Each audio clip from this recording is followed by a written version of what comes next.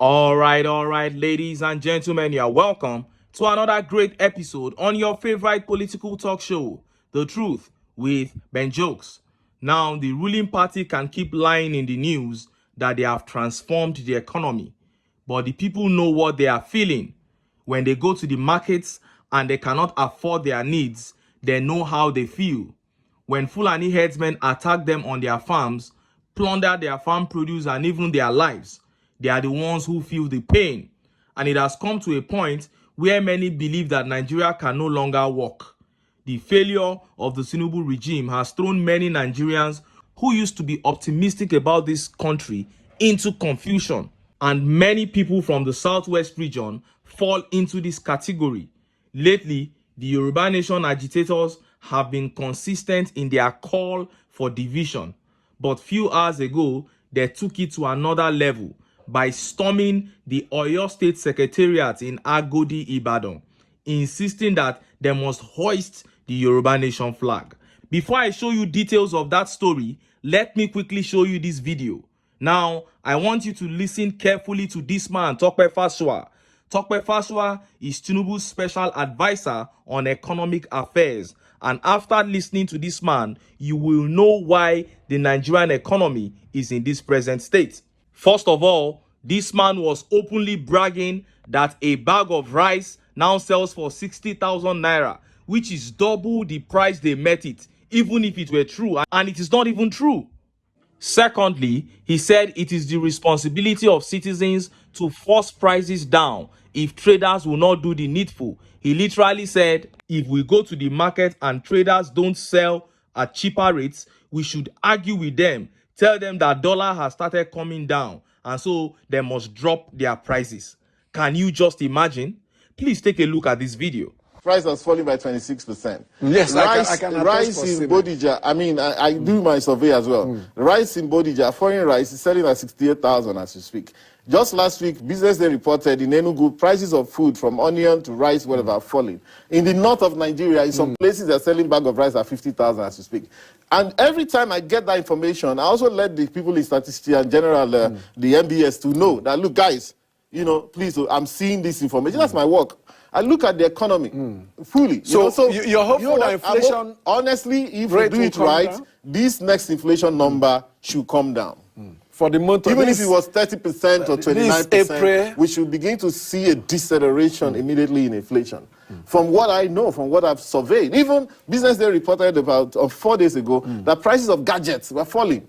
That's and I'm also telling our people that, look, whereas the central bank will do its own by increasing interest rate, whereas the fiscal sector will also do its own by minding spending and all of that, some of these things about calling back some of this revenue and all of that from these GOEs, government enterprises, is also anti-inflationary, because rather than you allow them to take the money and say we're independent, we're spending anyhow, claw back the money, keep it and the raising of interest rates and all that. You know, it's sort of also part of the mop-up, you know, and of course let CBN do what it's doing with the treasury bills and all of that. But the ultimate duty and responsibility is with the Nigerian people, who are the ones paying these increased prices. Most of what has happened in Nigeria in the last few months is called price gouging. People are selling, they believe that they can increase the price, find one excuse or the other, and they make, you know, excess profit. But it is you as a Nigerian that will argue with them and say, my brother, exchange rate has come down, inflation is coming down, what are you talking about?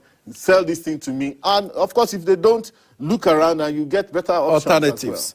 Tope Fasua, special advisor. You heard him. That was Tope Fasua, the special advisor to Tinubu on economic affairs. So I should go to the market and say, my friend, exchange rate has come down. Sell this thing to me now. Can you imagine? If there is anyone Nigerians should be confronting in that manner, it should be you and your APC friends, Mr. Tope Fasua. If there's anyone Nigerians should be confronting, it should be those who are buying SUVs, 160 million naira SUVs for 109 members of the Senate at the expense of Nigerians.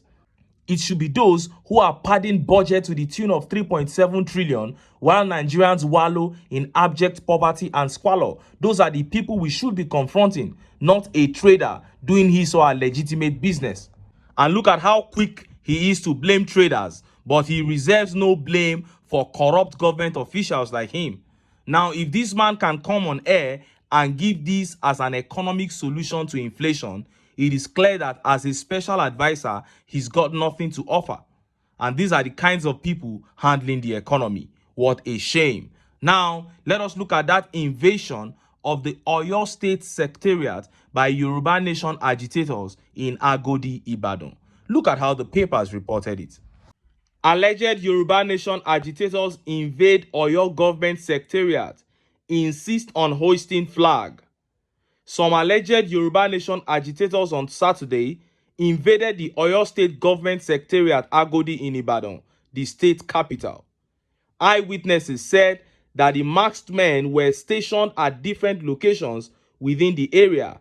This situation, according to investigation, sent panic to the residents and road users along the routes. Businesses and residents around Bodija, Ikolaba, and Awolowo were said to have quickly locked their shops and doors as some who were about to open for the day's business turned back, Punch reports.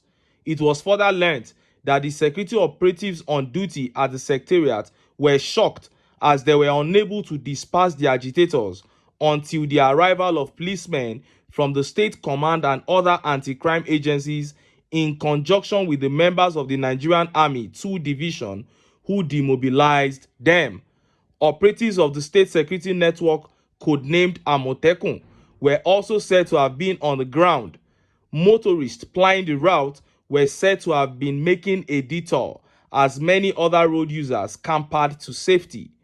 Road users en route Secretariat were diverted along custom junctions as the Secretariat Queen Elizabeth Road had been cut off traffic. It was gathered that the efforts of the Executive Assistant to the Governor on Security, CP Sunday Odukoya, retired, to calm the situation were futile as the agitators insisted on hoisting their flag within the Secretariat. As of time of this report, efforts to get the state police public relations officer Adewale Oshifeso's reaction were unsuccessful as his mobile number were not reachable. Now, this was an event that shook Ibadan, the Oyo State capital, today. And when you look at the security resources that was deployed to control that invasion, you will know that the movement is not a joke. When APC supporters talk about IPOB, they should please remember to add Yoruba Nation now, because storming a state secretariat is a direct statement of secession to the federal government of Nigeria. But when Peter Obi was asked about those calling for division, he said all agitations across the country are caused by failure of government. Young people are worried about their future. It is obvious that this present crop of politicians will never do what is right. And that is why these groups in the East and Southwest, which consist majorly of young Nigerians, are calling for division. They want to bring power closer and see how they can influence it for good.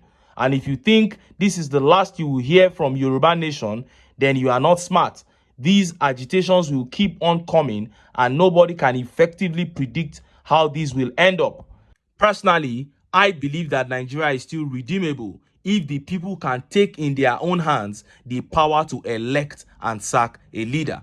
But just as many prominent Nigerians have said, this power will not be given to the citizens at the ballot alone. In other words, voting alone will not confer these powers upon the citizens. The men we have as politicians in Nigeria have done nothing all their lives other than loot the nation's treasury. So they will hold on to power with their lives.